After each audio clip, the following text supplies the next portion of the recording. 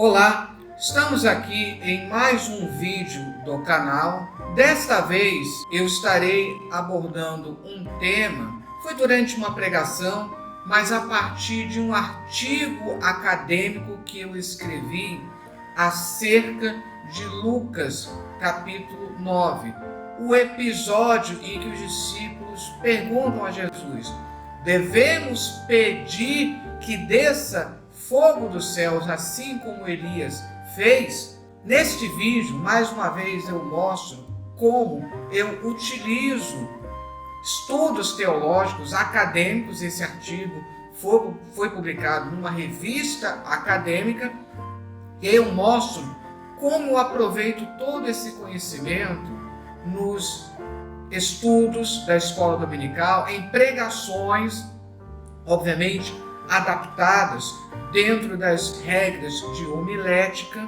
E mais uma vez eu persigo o tema do pacifismo, lembrando daquele versículo das bem-aventuranças: bem-aventurados os pacificadores, porque serão chamados filhos de Deus. Não deixe de se inscrever no canal, deixe o seu like, deixe também sugestões, comentários, dúvidas que porventura você queira tirar, e não deixe de assistir o vídeo até o final.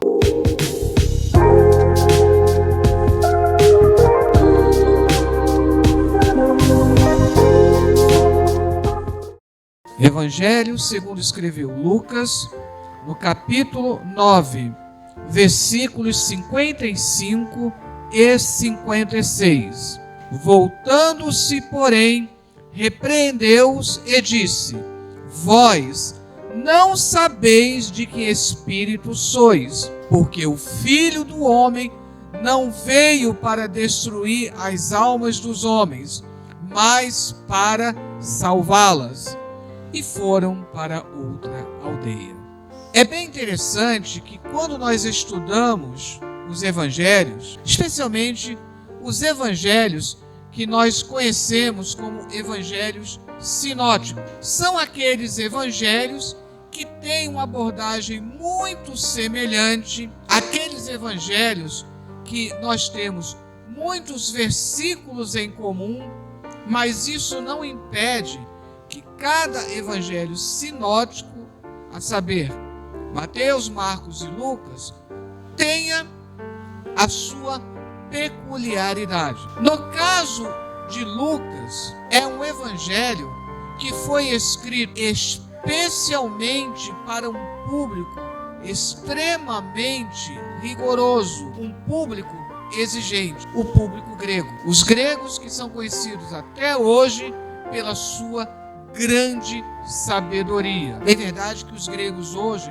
têm uma cultura muito mais eslavizada, e justamente por escrever aos gregos, Lucas ele tem uma abordagem especial acerca do evangelho. Primeiramente, ele tem uma abordagem mais histórica, uma abordagem que nós chamaríamos hoje quase que de jornalista de reportagem. Lá no início dos evangelhos, ele diz que ele fez questão de consultar, de perguntar a muitas pessoas se tudo tinha acontecido exatamente do jeito que se transmitia através da tradição. E por isso, Lucas, ele tem o cuidado de elaborar o seu evangelho de acordo com um plano muito bem definido. O ministério de Jesus é apresentado como se fosse um caminho. E esse caminho, ele tem um objetivo definido. Aqui representado por Jerusalém. A cidade de Jerusalém, ela ocupa toda a obra lucana, não somente no Evangelho, como depois em Atos dos Apóstolos. Tudo começa em Jerusalém, quando ali o pai de João Batista está servindo no templo, e o anjo Gabriel lhe anuncia o nascimento daquele que é o precursor de Jesus. E tudo também termina em Jerusalém. E mais do que isso, nós temos Jesus dizendo: permanecei, ficai em Jerusalém, até que do alto sejais revestidos de poder. Como os gregos tinham um ideal que era buscar o homem perfeito, Lucas, diferente, por exemplo, de João, apresenta Jesus como esse homem perfeito e mostra tudo aquilo que é necessário para o homem. Entre outras coisas, é o evangelho que mais mostra Jesus orando. Não que os outros evangelhos não mostrem isso, mas o evangelho de Lucas tem essa preocupação maior do que em relação aos outros evangelhos. E outra peculiaridade do evangelho de Lucas é falar justamente do Espírito Santo. Não por acaso, o texto áureo acerca do derramamento do Espírito Santo no dia de Pentecostes pertence a Lucas. Por isso, Lucas, ele é chamado o teólogo pentecostal por excelência.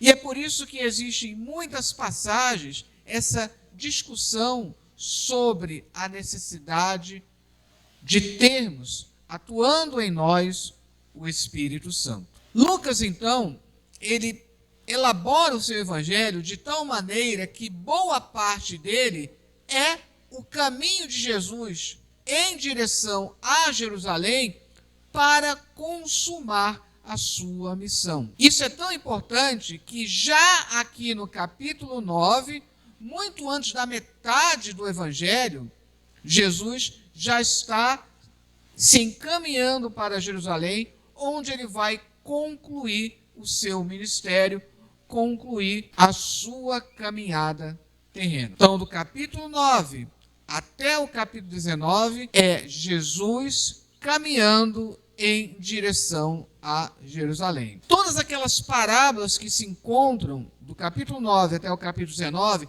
incluindo a parábola dos 2 filhos, que geralmente nós conhecemos como a parábola do filho pródigo, mas quando na verdade é a parábola dos 2 filhos, ela se encontra aqui. Jesus vai proferindo enquanto ele está a caminho de Jerusalém. Mais especificamente, começa aqui em 9:51. E aconteceu que, completando-se os dias para a sua assunção, manifestou o firme propósito de ir a Jerusalém, mesmo sabendo o que lhe aguardava ali. Mas Jesus tem o firme propósito de concluir a sua missão.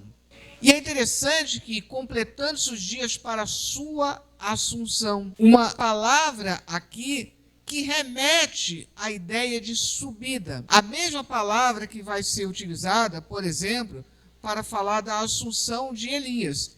E não por acaso Elias vai ser mencionado aqui. Mas antes dele começar essa caminhada, nos versículos 49 e 50, os discípulos comentam com Jesus: Mestre, vimos um que em teu nome expulsava os demônios, e lhe o proibimos, porque não te segue conosco. E qual foi a resposta de Jesus? Não proibais, porque quem não é contra nós, é por nós. Não é pelo fato de não estar junto ao círculo de discípulos de Jesus que aqueles que estavam falando de Jesus seriam proibidos. Porque não pode haver sectarismo, não pode haver aquele pensamento: apenas eu conheço o caminho certo, apenas eu sei falar de Jesus. Jesus, ele repreende os discípulos: não façam isso, não falem dessa maneira. Ninguém pode estar sendo proibido de falar em nome de Jesus. Essa é a lição aqui nos versículos 49 e 50. E aí no 51, Jesus então, ele manifesta o propósito de ir a Jerusalém. E mandou mensageiros diante da sua face, e indo eles entraram numa aldeia de samaritanos para lhe prepararem pousada. 2 evangelhos que falam muito dos samaritanos: o evangelho de Lucas e depois o evangelho de João. Os samaritanos são aqueles que acabaram se misturando. que logo depois da invasão dos assírios, quando eles terminaram com o reino do norte, invadiram Samaria, depois os assírios repovoaram e ali começou a haver uma mistura. E dali se originam os samaritanos. E devido a essa mistura, lá no início religiosa, mas também uma mistura racial, eles eram repudiados pelos judeus. Havia um ódio entre judeus e samaritanos. Os samaritanos fizeram questão de construir um templo no Monte Gerizim, e os judeus destruíram aquele templo, de tal maneira que isso aumentou ainda mais o ódio entre eles. Judeus não suportavam samaritanos e samaritanos não suportavam judeus. Uma situação tão difícil que até hoje existem samaritanos e até hoje há uma dificuldade de integração dos samaritanos, ou mais especificamente dos descendentes samaritanos, dentro do moderno Estado de Israel. No entretanto, costuma-se dizer que a Páscoa celebrada no Monte Nablus, lá pelos samaritanos, é uma Páscoa ainda mais suntuosa e bonita do que a própria realizada pelos judeus. E o que acontece? Jesus, ele havia recebido todos aqueles que falam e pregam o seu nome. Está lá nos versículos 49 e 50. Jesus, ele não expulsa ninguém. Todos aqueles que vão a Jesus são recebidos. Às vezes uma pessoa diz, Jesus me abandonou, ou Jesus não me quer. Isso não é realidade. É o ser humano que rejeita Deus, que rejeita Jesus, mas Jesus não rejeita absolutamente ninguém. Mas como esses samaritanos, digamos assim, retribuem Jesus, no versículo 53, mas não o receberam, porque o seu aspecto era como de quem ia a Jerusalém. Aqui fala do semblante, mas pode-se entender como a maneira de se trajar de Jesus. Os judeus, até hoje, têm o seu modo peculiar de se trajar. E os samaritanos identificaram Jesus como um judeu, porque Jesus ele viveu sempre como um bom judeu. E não o receberam. E justamente pelo que os discípulos haviam dito nos versículos 49 e 50, eles ficaram indignados. Às vezes nós achamos que nós precisamos de alguma forma defender Jesus.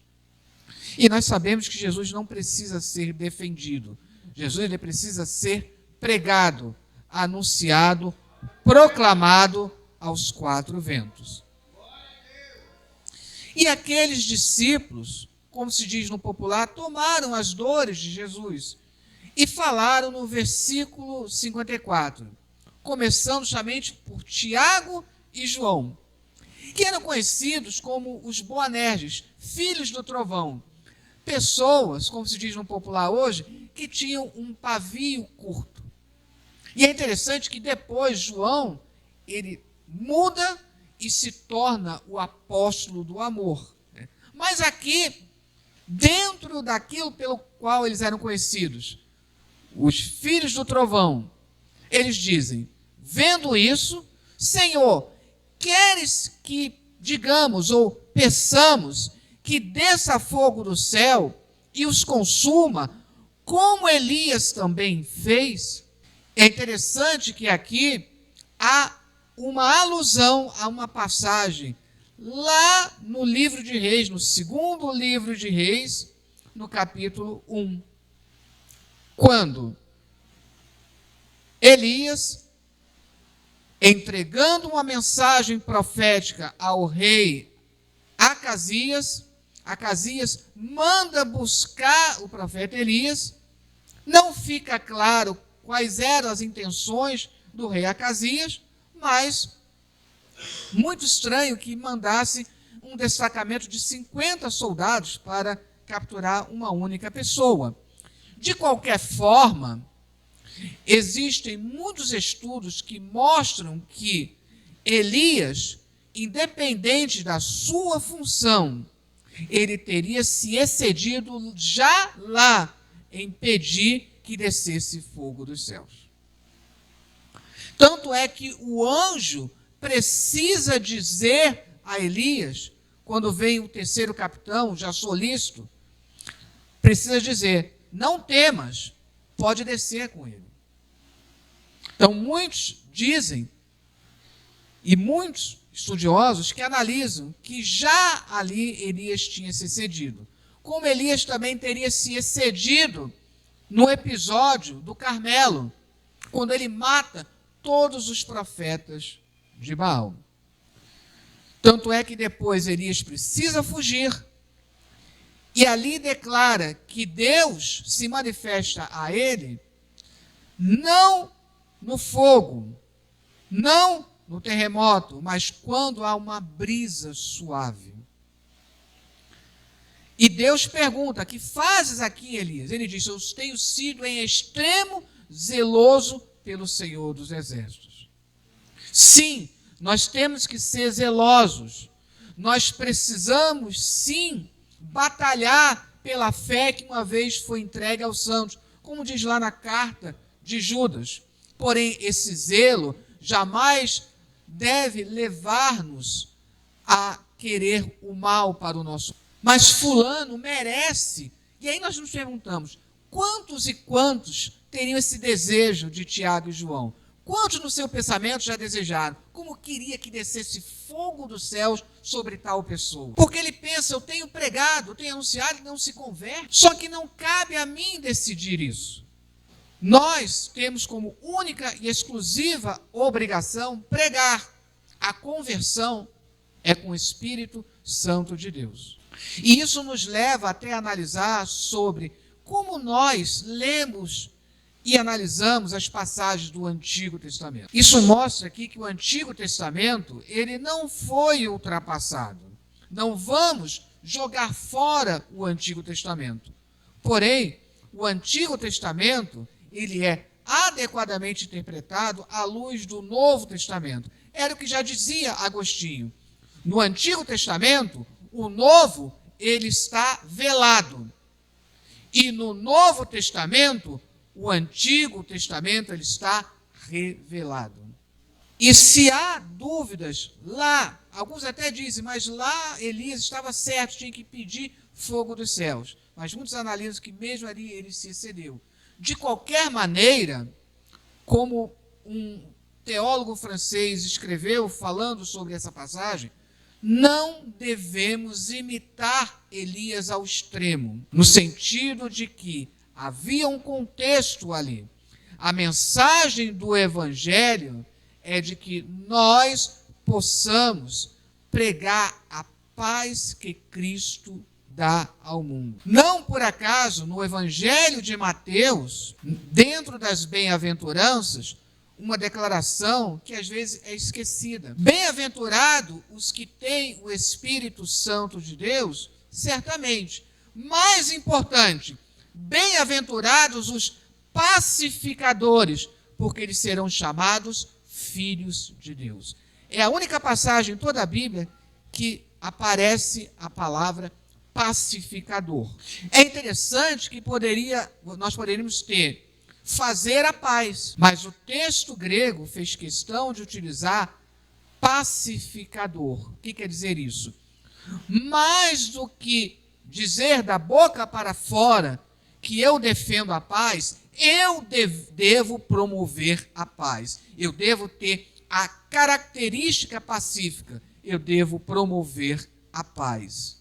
Mais do que fazer, eu devo ser uma pessoa pacífica. Mas vivemos num mundo em guerra, mas jamais a guerra deve começar por mim. Se o mundo está em guerra conosco, se o mundo está em guerra comigo, eu não devo estar em guerra com o mundo, porque eu sou e devo ser pacificador. Por isso Jesus diz, voltando-se, repreendeu-os e disse: vós não sabeis de que espírito sois. E olha que falar de espírito é algo importantíssimo para Lucas.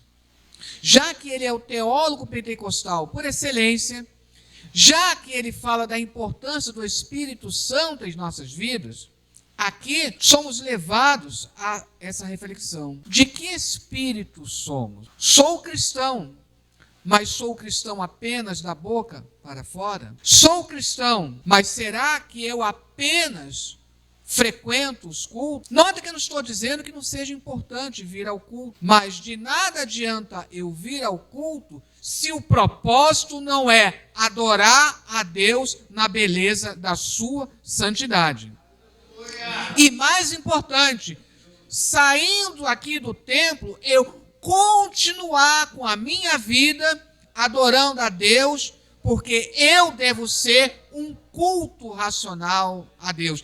Eu devo ser um sacrifício vivo a Deus. Vós não sabeis de que espírito sois. Ao fazer aquele pedido, Jesus está dizendo que eles estavam contrariando o objetivo do Espírito Santo em nossas vidas. Não podemos desejar que desça fogo do céu para consumir quem quer que seja.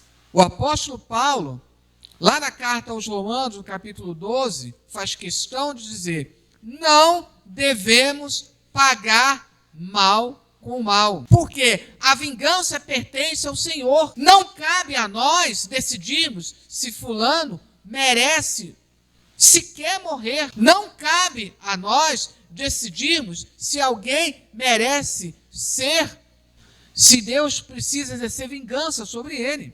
A vingança pertence tão somente a Deus.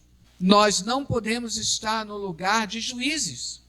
E é por isso que Jesus disse: não sabeis de que espírito sois. E aí no versículo 56, ele complementa: porque o Filho do Homem não veio para destruir as almas dos homens.